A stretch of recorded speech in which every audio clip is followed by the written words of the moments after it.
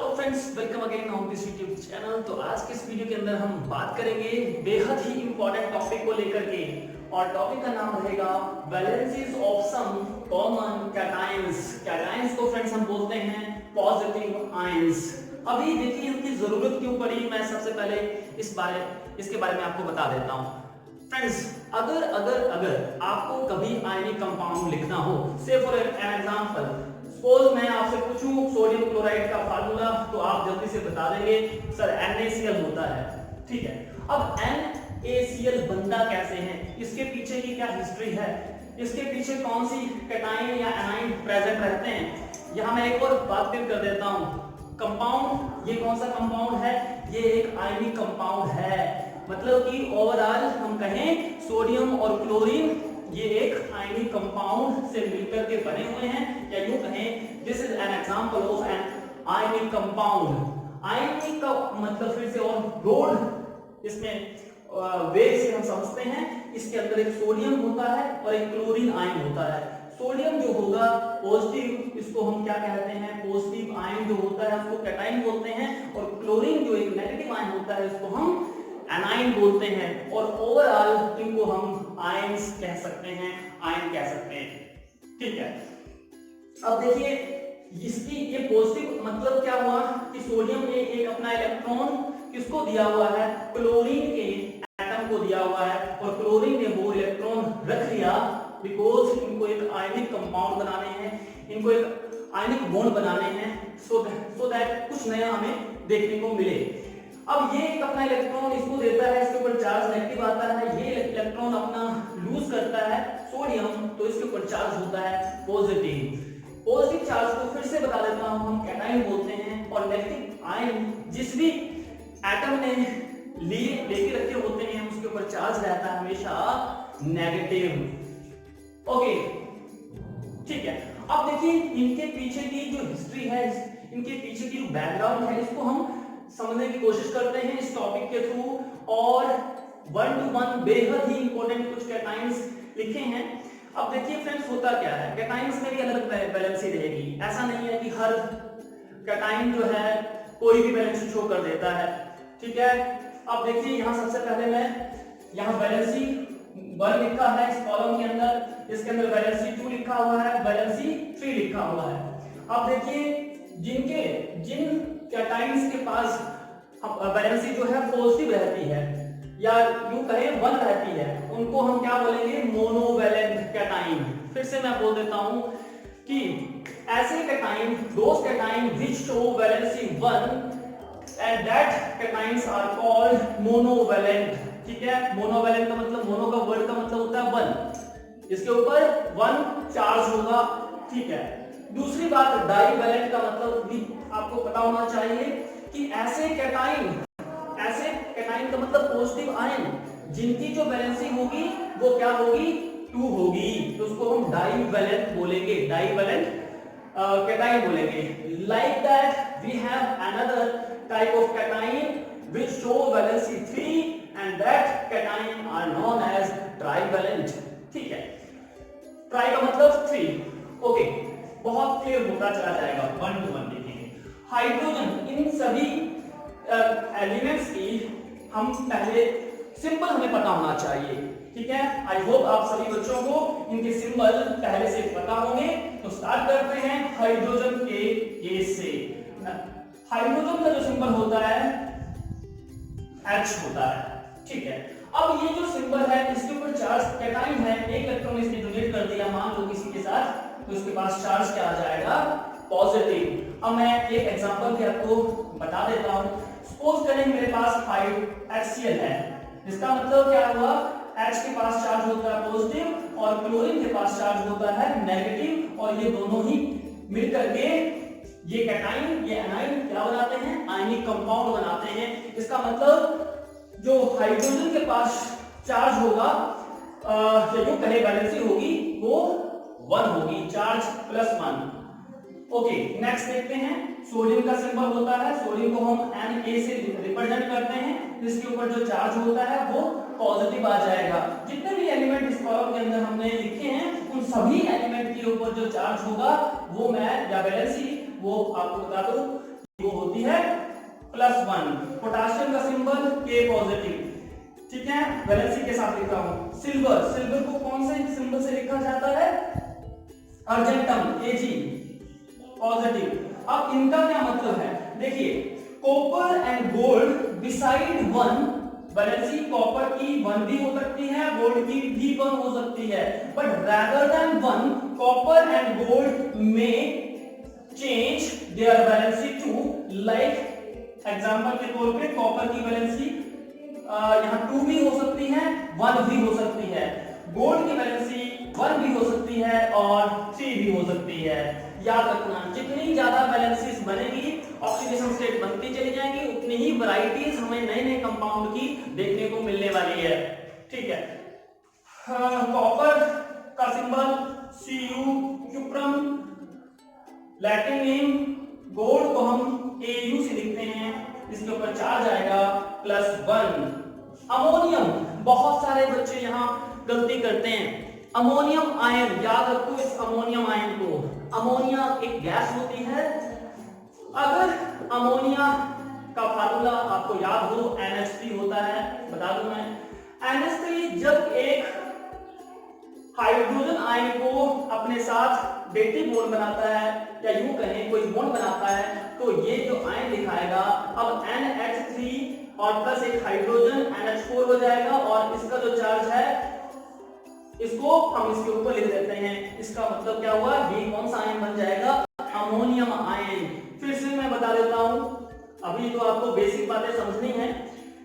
ये dative bond बनाता है, हायर क्लास में पता चलेगा आपको। नाइट्रोजन के पास एक लोन पेयर ऑफ इलेक्ट्रॉन होता है, और ये एक वैकेंट हाइड्रोजन है, इसने अपना एक इलेक्ट्रॉन किसी को ऑलरेडी दे के रखा हुआ है, तो ये एक बॉन्ड बनाना स्टार्ट कर देता है और ओवरऑल एक कैटाइन बनता है, जिसको हम NH4 पॉजिटिव बोलते हैं। NH4 ammonium ion, NH3 ammonia एक गैस होती है, दोनों के बीच में ये फर्क होता है, याद रखना है।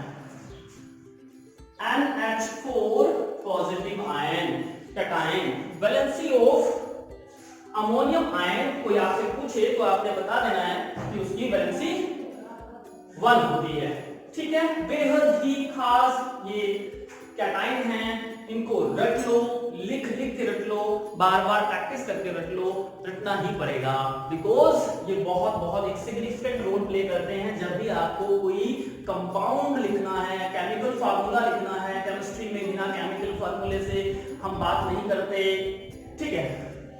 नेक्स्ट है हमारे पास divalent cations. Valency of divalent cations is remain 2। Okay, यहां नेम लिखा है, यहां सिंबल लिखा है, ये भी आपको पता होना चाहिए साथ के साथ। मैग्नीशियम, देखिए मैग्नीशियम का जो सिंबल होता है क्या होता है? Mg से लिखा जाएगा। अब आपको अगर याद हो, मैग्नीशियम का एटॉमिक नंबर कितना होता है? ठीक है, 12 होता है। तो 12 होता है, 10 तक नियोन का एलिमेंट शो करता है। नियोन का एटॉमिक नंबर होता है 10। नियोन का एटॉमिक नंबर एक स्टेबल इलेक्ट्रॉनिक कॉन्फ़िगरेशन होती है, समझ रहे हो तो बताओ मैं आगे, ठीक है। आई होप आपको पता होगा। तो उसके बाद स्टेबल के बाद अगर किसी के पास एक्स्ट्रा 2 इलेक्ट्रॉन हैं तो वो अपने इलेक्ट्रॉन दे सकता है, तो इसलिए इसके ऊपर जो चार्ज होगा वो +2 होगा, ठीक है। ओके, कैल्शियम का एटॉमिक नंबर होता है 20, और कैल्शियम से पहले जो इलेक्ट्रॉनिक स्टेबल इलेक्ट्रॉनिक कॉन्फ़िगरेशन होती है वो आर्गन होती है, और आर्गन का एटॉमिक नंबर 18 होता है, और 18 से कैल्शियम तक पहुंचने के लिए 2 इलेक्ट्रॉन की जरूरत होती है। इसका मतलब कैल्शियम भी अपने 2 इलेक्ट्रॉन दे सकता है अगर किसी को रिक्वायरमेंट है तो।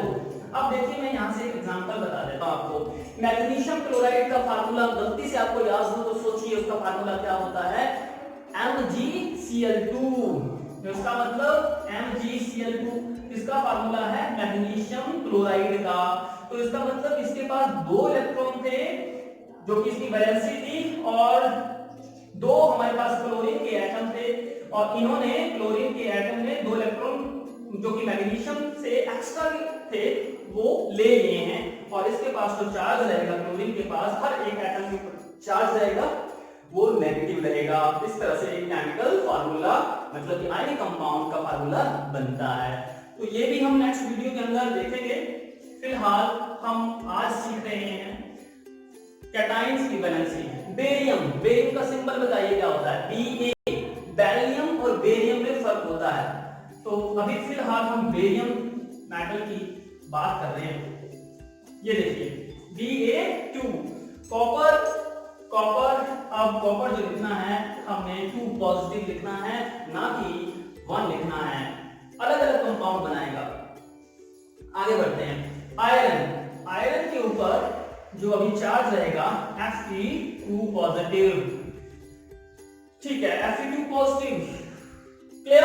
आगे बढ़ते हैं। जिंक के लिए सिंबल होता है Zn और इसकी भी वैलेंसी ज्यादातर 2 ही होती है। हमने Zn2 पॉजिटिव लिख लिया है। नेक्स्ट है हमारे पास कोबाल्ट। कोबाल्ट को Co से लिखा जाएगा और इसके ऊपर चार्ज रहेगा CO2 पॉजिटिव। वैलेंसी पूछे तो आपको बताना ही पड़ेगा कि वैलेंसी सभी की 2 रहती है।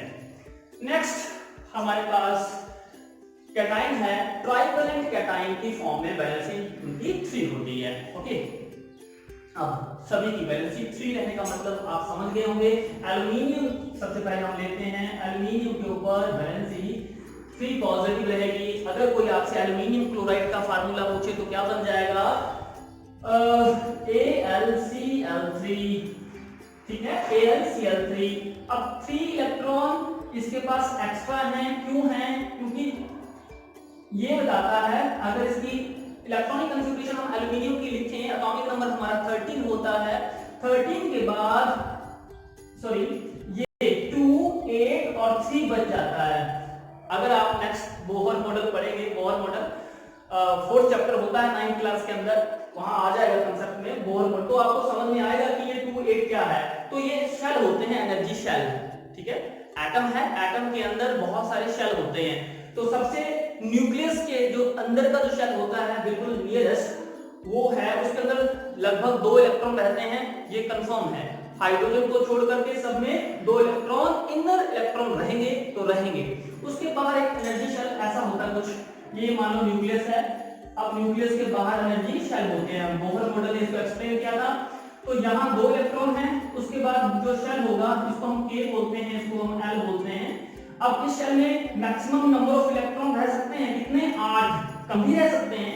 लेकिन फिलहाल यहाँ इस केस की बात करें तो यहाँ 8 इलेक्ट्रॉन रहेंगे। 1 2 3 4 5 6 7 एंड 8। अब जो 8 के बाद जो एक्स्ट्रा इलेक्ट्रॉन बचेगा वो चला जाएगा उससे अपर हायर एनर्जी शेल या लेवल में। तो कितने इलेक्ट्रॉन यहाँ बच रहे हैं? एल्युमिनियम के केस में 3 इलेक्ट्रॉन एक्स्ट्रा बच रहे हैं। अब इस शेल में मैक्सिमम 8 ही आ सकते हैं। अगर इससे ज्यादा कहीं इलेक्ट्रॉन रहेंगे तो अपर हायर एनर्जी स्टेट में चले जाएंगे। 3 इलेक्ट्रॉन हमने लिख दिए, 1 2 एंड 3 लिख दिया। अब देखिए ये जो शेल है, ये जो सेकंड शेल मैंने बताया, ये फुली फिल्ड हो चुका है। 8 भर गए तो ये ना 8 में से इलेक्ट्रॉन देना पसंद करेगा ना इलेक्ट्रॉन लेना पसंद करेगा। इस शेल को बोलते हैं स्टेबल इलेक्ट्रॉनिक कॉन्फ़िगरेशन। ये नहीं देना चाहेगा, ये भी नहीं देगा, ये भी नहीं देगा। अब देगा कौन? जो एक्स्ट्रा इलेक्ट्रॉन होंगे। अब कितने इलेक्ट्रॉन हैं अगले शेल में? 3। जिस दिन ये भर जाएंगे, 8 इसमें भी भर जाएंगे, तो ये स्टेबल बन जाएगा उस केस के अंदर। फिर ये इलेक्ट्रॉन अपना लूज नहीं करेगा। ठीक है, उस तरह से चलता रहता है। बिल्कुल वैसे ही, से फॉर एन एग्जांपल, अगर मैं आपको कहूं कि मेरे पास 2000 रुपीस का एक बड़ा नोट है और कोई मेरे से मांगने के लिए 10 रुपए या आता है, तो मेरे पास अगर उसके अलावा 10 का नोट भी पड़ा हुआ है घर में, तो मैं 2000 का नोट उसको नहीं दूंगा, मैं सिंपल और सिंपल 10 रुपए दूंगा। ठीक है, अगर मैंने इलेक्ट्रॉन दे दिए या मैंने पैसे दे दिए तो मुझ पे जो चार्ज आएगा पॉजिटिविटी आ जाएगी। ये सोचिए कि बहुत अच्छा किया, बेचारे को जरूरत थी और मैंने उसको पैसे दे दिए। ठीक है, पॉजिटिविटी आई। और जिस बंदे ने, जिस इंसान ने वो पैसे लिए, उसको थोड़ा सा ये सोचिए नेगेटिव रहेगा कि मुझे पैसे मांगने पड़ रहे हैं। मांगना अच्छी बात नहीं लगती, किसी को भी नहीं अच्छा लगता मांगना। ठीक है, तो जो भी मांगता है यूं सोचिए उसके अंदर एक नेगेटिविटी क्रिएट हो जाती है ना, कि मैं क्यों मांगू। तो इस तरह से समझे। इसके ऊपर भी क्लोरीन को इलेक्ट्रॉन की जरूरत है कितने?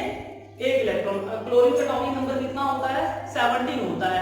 अब 18 तक पहुंचने के लिए उसको एक इलेक्ट्रॉन, हर क्लोरीन के एक एटम को एक इलेक्ट्रॉन की रिक्वायरमेंट रहेगी, ठीक है, रहेगी कि नहीं, क्योंकि सभी एटम के जो इलेक्ट्रॉन है वो कितने होने चाहिए उसके अंदर 8 हो जाने चाहिए उस केस में आउटर मोस्ट शेल के अंदर। मैं एक बार एग्जांपल से समझा देता हूं। ये क्लोरीन का केस है, क्लोरीन का एटॉमिक नंबर 17 होता है। 2 8 8 कितना हुआ, ये 10 और ये इसको 7 कर देते हैं। तो देखिए दो न्यूक्लियस है, न्यूक्लियस के बाहर का शेल होता है A बोलते हैं इसको, दूसरे में L बोलते हैं, नेक्स्ट शेल होता है M होता है। तो यहाँ M में कितने शेल हैं 7 होंगे, 1 2 3 4 5 6 एंड 7। अब ये एक इलेक्ट्रॉन फिल करना चाहेगा, बिल्कुल वैसे ही सिचुएशन जैसे मैं कहूं कि मेरे पास 1990 रुपए पड़े हुए हैं और मैं चाहूंगा कि मुझे कहीं 10 रुपए मिल जाते, सो दैट मेरा एक राउंड फिगर 2000 रुपीस हो जाते, ठीक है। तो मैं चाहूंगा एक पैसे 10 रुपए ले लूं। तो like that stable electronic configuration के लिए क्लोरीन भी चाहेगा कि मैं कहीं से एक इलेक्ट्रॉन ले लूं। तो इसको कहीं से इलेक्ट्रॉन लेने का मतलब है कि ये एल्युमिनियम से अगर जुड़ रहा है, आसपास बॉन्ड बनाने की कोशिश कर रहा है, तो एल्युमिनियम से ही लेगा। तो एल्युमिनियम से एक ही ले सकता है, बिकॉज सिर्फ एक क्लोरीन का हर एटम को एक ही इलेक्ट्रॉन की रिक्वायरमेंट है। तो टोटल इसके पास तो 3 है, ये 3 देगा, सिंगल नहीं देगा, ये भी सिंगल कोई फायदा नहीं करेगा इसको। तो ये बोलेगा तू 3 अपने जैसे क्लोरीन के एटम को ला, जिससे कि 3 क्लोरीन के एटम एक एल्युमिनियम से जुड़ करके आयनिक बॉन्ड बनाए और एक नया एक आयनिक कंपाउंड वहां बने। आई होप आप समझ पा रहे होंगे कि मैं क्या कहने की कोशिश कर रहा हूं। और इसकी जो वैलेंसी रह जाएगी एल्युमिनियम की 3 पॉजिटिव रह जाएगी। तो और डिटेल में कभी अब मैं दूसरे वीडियो में डाल दूंगा। तो फिलहाल अभी जल्दी से इसको खत्म करते हैं इस टॉपिक को। अब देखिए क्रोमियम का जो सिंबल होता है Cr, क्रोमियम Cr, जिसके ऊपर जो चार्ज रहेगा 3 पॉजिटिव रहेगा। Okay, chromium Cr3 positive, aluminium आप समझ गए होंगे। आयरन के केस में आयरन Fe2 पॉजिटिव भी शो करता है और कभी-कभी Fe3 पॉजिटिव भी शो करता है। तो गोल्ड जो है इसका भी कुछ ऐसा ही नेचर होता है। गोल्ड का सिंबल Au3 पॉजिटिव यहाँ वैलेंसी शो कर देगा, पॉजिटिव चार्ज है।